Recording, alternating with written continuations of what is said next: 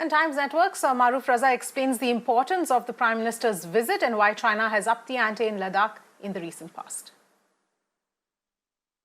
This is the first time he is getting a military commander's briefing of the operational situation that exists on the east of Ladakh.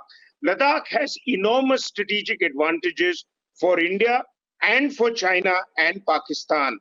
And therefore, the Chinese moves have taken place here.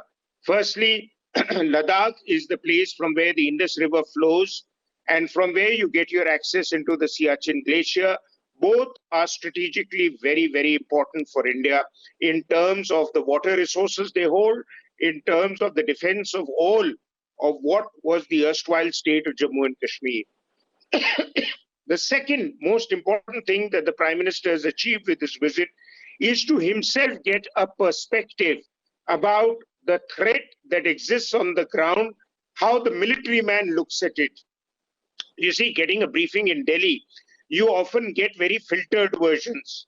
The military gives its briefing, the bureaucracy moves in, the national security apparatus moves in, the foreign office moves in, and what should have been an undiluted version of what the Chinese agenda is, what he gets is the convoluted version of everyone's point of view when he gets briefed in the PMO.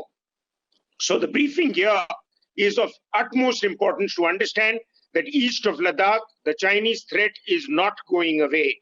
North of Ladakh is what Chinese want to get access to Chakskam Valley, which they have held on since 1963.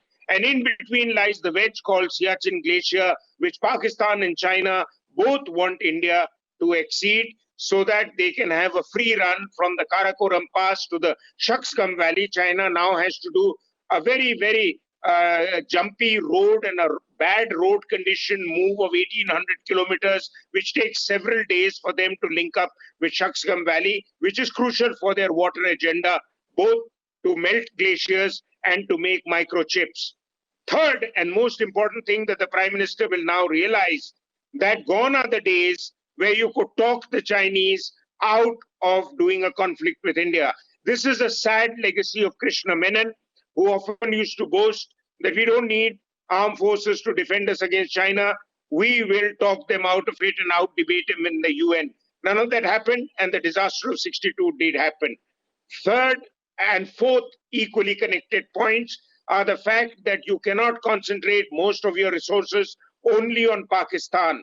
Your resources have to be divided now, where Pakistan is getting 70% of your attention and China perhaps 30%. It'll now have to become 50-50.